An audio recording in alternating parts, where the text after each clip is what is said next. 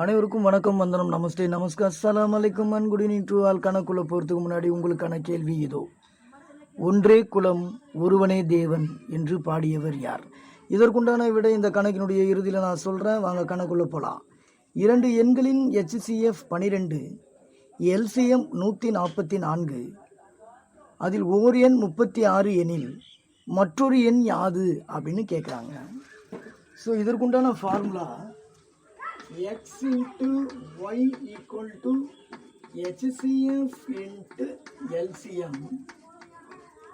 ஒரு எண்ணு கொடுத்துருக்காங்க 36, இன்னொரு எண்ணு தான் நம்ம கண்டுபிடிக்க போகிறோம். HCF 12ன்னு கொடுத்துட்டாங்க, LCMமும் 144ன்னு கொடுத்துட்டாங்க.